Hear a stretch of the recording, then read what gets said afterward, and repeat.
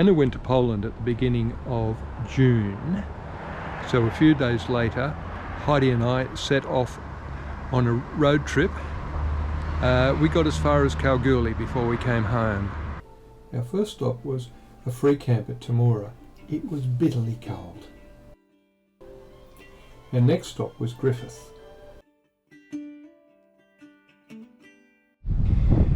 Heidi and I are in Griffith. This is Hermit's Cave Lookout. Guy lived here in this neck of the woods for about 30 years. This is the main cave where he actually slept. Not really a cave, it's just an overhang, but I guess it provided sufficient comfort.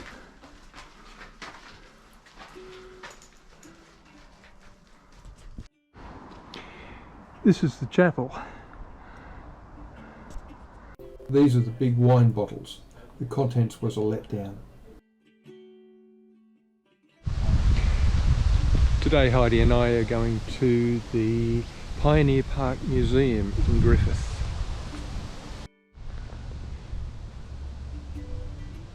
The display is much bigger than this little round trip will show, but this gives an example of what was to be seen. This, believe it or not, is known as the Knitted Garden, and it was created in 2009. I visited the fruit salad farm in the afternoon. It's an eclectic farm with a real folksy tour. This was the coach. I wanted to stay in a free camp by the Murrumbidgee River, but it had been raining so much we had to go to the caravan park. I had great bangers and mash at the pub. I had another free camp in mind, but once again I was stuck by the rain and in fact got temporarily bogged, so we ended up staying in this RV friendly rest stop.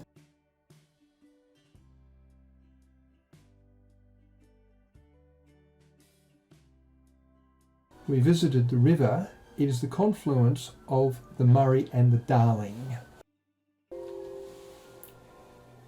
Built between 1879 and 1881, the small single-storey brick jail with bluestone trim was designed by colonial architect James Barnett. It was the first of the Australian-designed jails. After its closure as a jail, the building was utilised as an extra classroom for the Wentworth Central School until 1963.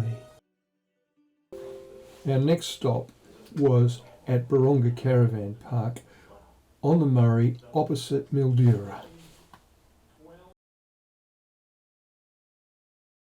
I took a ride on the Rothbury. It was supposed to be a proper paddle steamer, but this was a diesel standing in.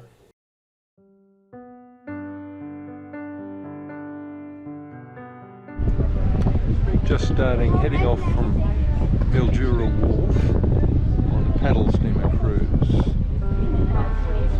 Looking across the river, that's the caravan park that Heidi and I are staying in. We're going down towards the lock initially. Should be fun passing through there.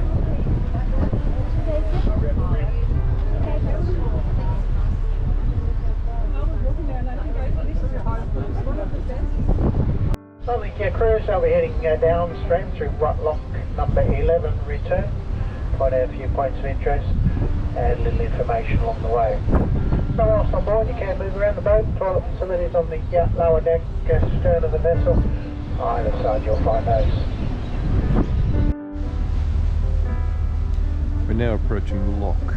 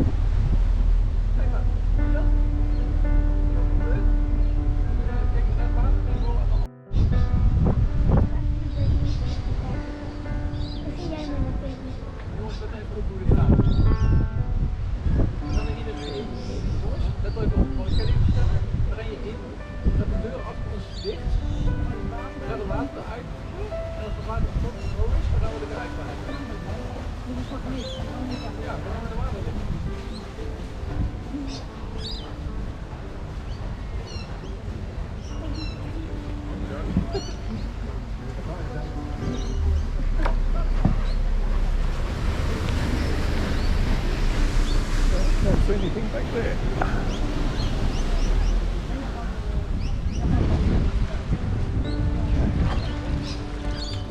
I can't see it, but I can hear them closing the gate behind us.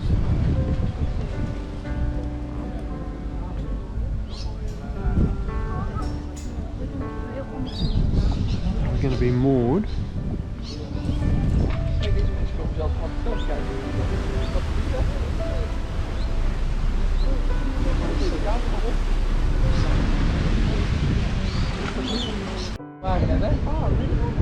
It took quite a while before they started to release the water.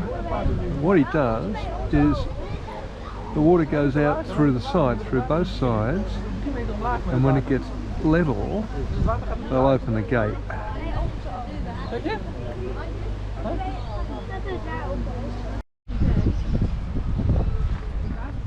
It's a bit like watching grass grow.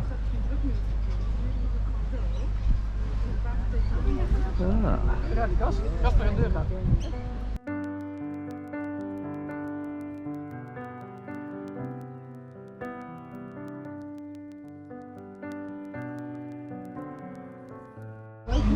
Right, we're just about to start moving, I think. Although we're still moored, so I'm not so sure.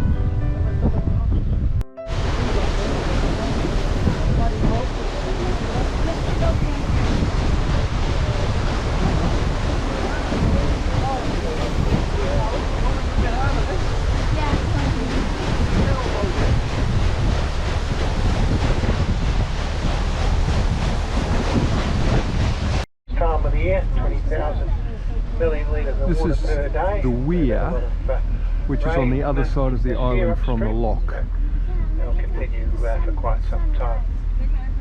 Enormous amount of water coming over the weir number spillway. 11 and the water coming through the trestles of the weir.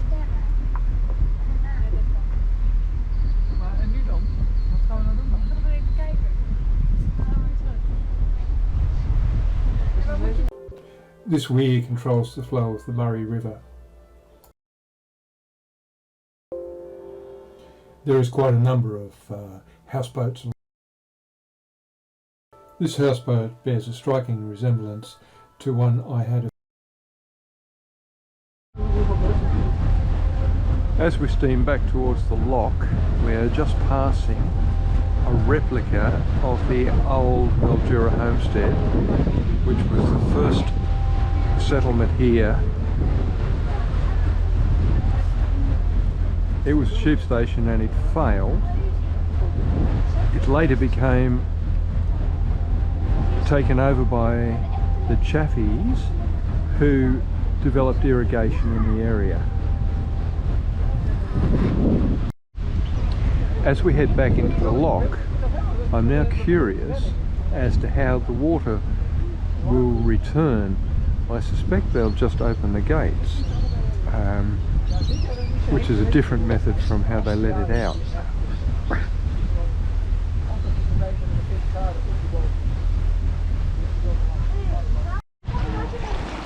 I was wrong, it's the exact reverse.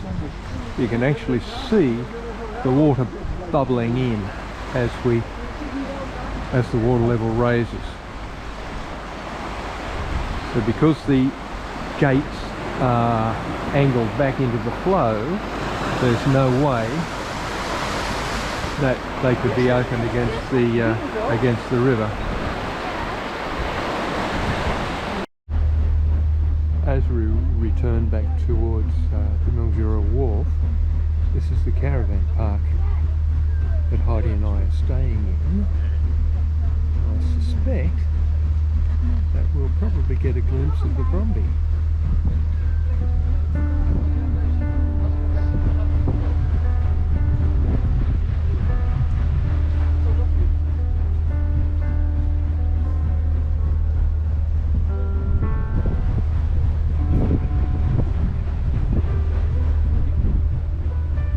Probably on the other side of this big green barn.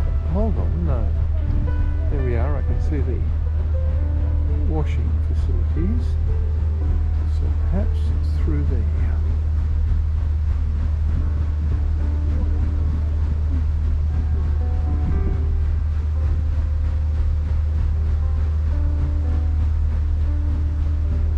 No luck.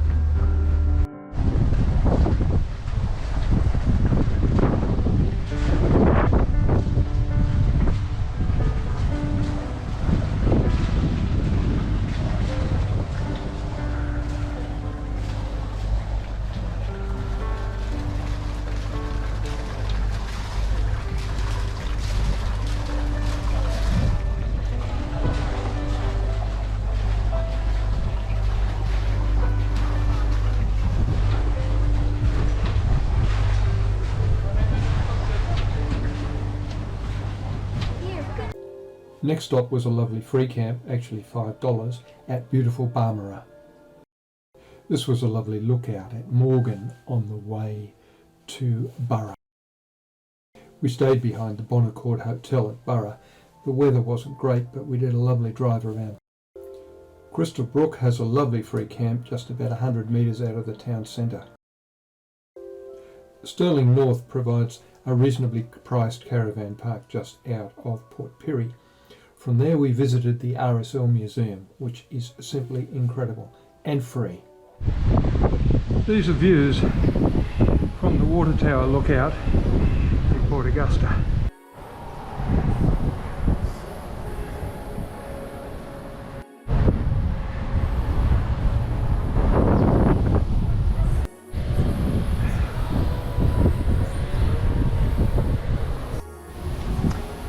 This is the water tower. I climbed to get the views. The steps on the ladders are interesting because you can actually see through them down to the ground. It took us 2 weeks to get to Kimber, halfway across Australia. We stayed in the free camp. I wanted to fly the drone around the silos, but it was a no-fly zone. We spent 2 days at Woodner exploring the amazing rocks. Mount Woodner is reputed to be the second largest monolith in Australia. Heidi and I are about to take a hike on Mount Woodner. Here we go.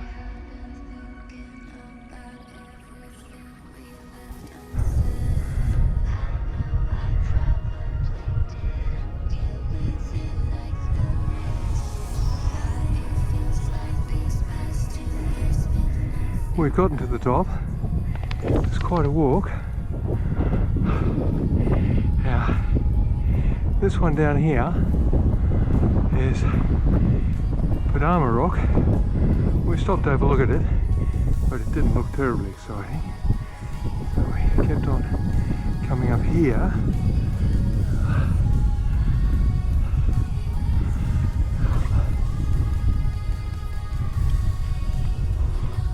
This one down here is Turtle Rock.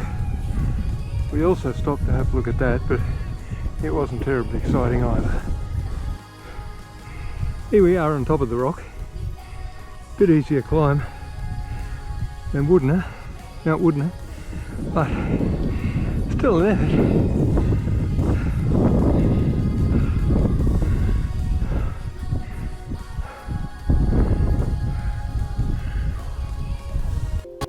next visit was Pildappa Rock, which is known as South Australia's Wave Rock. In my opinion, it's nicer.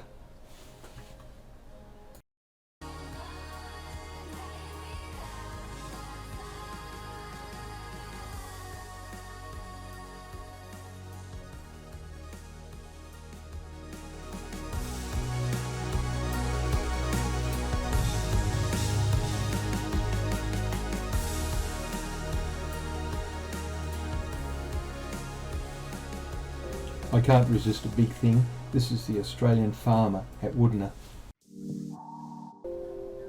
We got a nice drive-through spot in the caravan park at Ceduna. These are the ruins of Mackenzie's homestead in Denial Bay. He was one of the original graziers.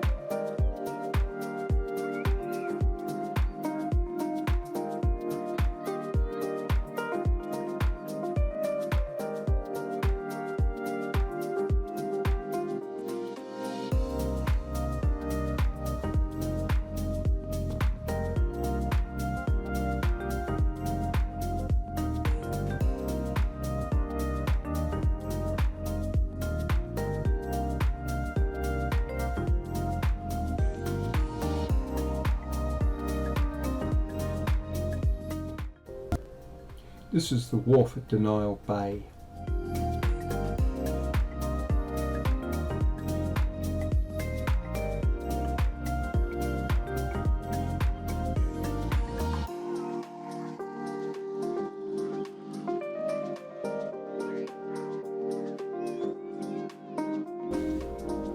Heidi and I did the walk to Pinky Point. It wasn't terribly exciting, but it was long. It's actually a grain handling facility. Today Heidi and I have stopped in Penong. This is the home of the windmill, and they say Australia's biggest windmill. In fact, it's 35 feet in diameter, which is exactly the same size as the one in Hewenden. But who wants to let facts get in the way of a good story? It's interesting that some of them are actually turning and most of them aren't. Now this one's a fascinating one. I'll put the drone up.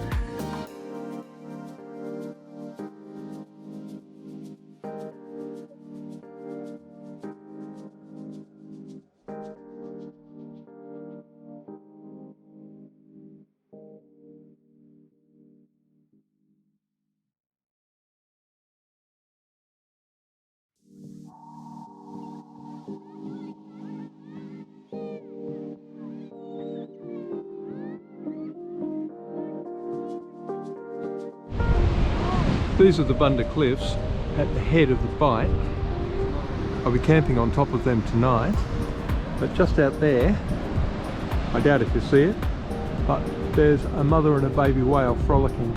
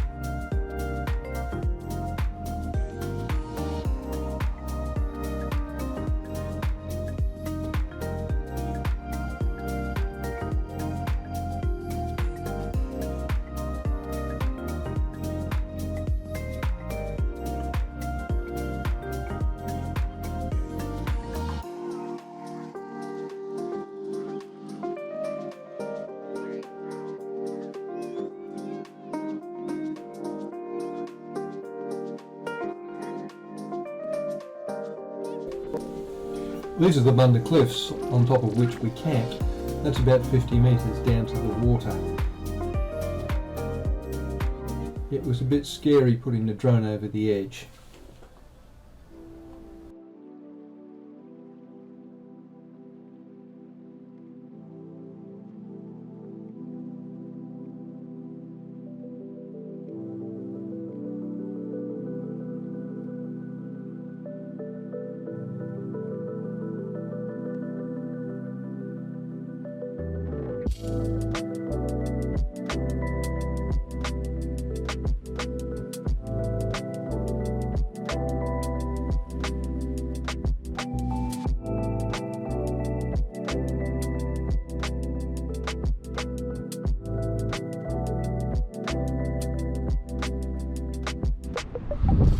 Well, I had a lovely meal of barbecued sausages with bread and tomato sauce, with Heidi watching on beside to make sure I did the right thing, looking over this incredible view as the sun quietly goes down in Western Australia. Well, not quite Western Australia, South Australia.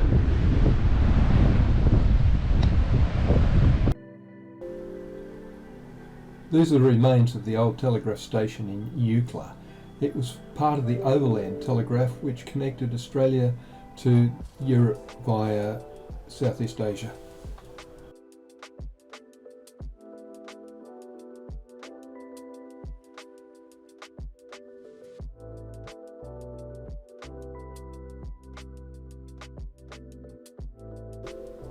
The sand is constantly moving. When I saw this in the early 90s, it was only a tiny bit above the sand.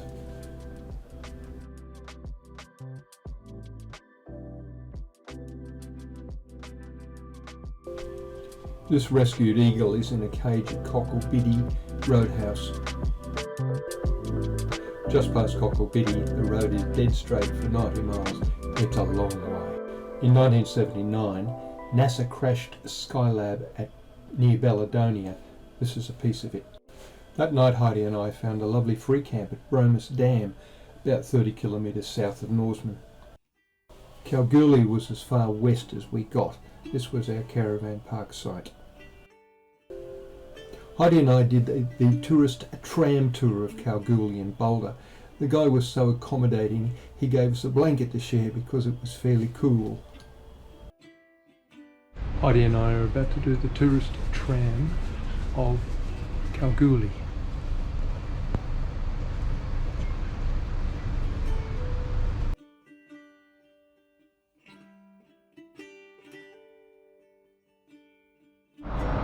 We're looking down on Kalgoorlie.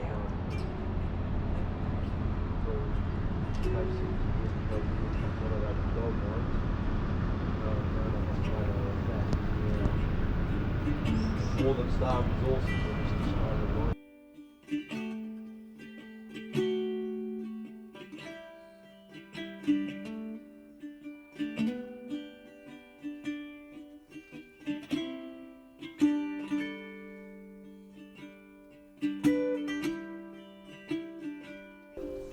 This is a statue of Paddy Hannon, the man who discovered gold in Kalgoorlie. The poppet head is part of the Kalgoorlie Mining Museum. It is fabulous.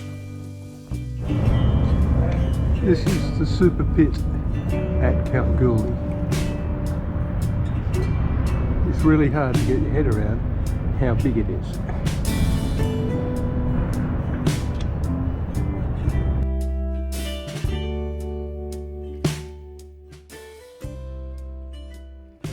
Here they're laying explosives in preparation for another blast. I passed trucks like this on the air highway. This is a sunset at Baladonia Roadhouse on our way home. And this is our last sunset at Eucla Caravan Park. In order to get safely home, we had to buy 4 new tyres for the Brumby.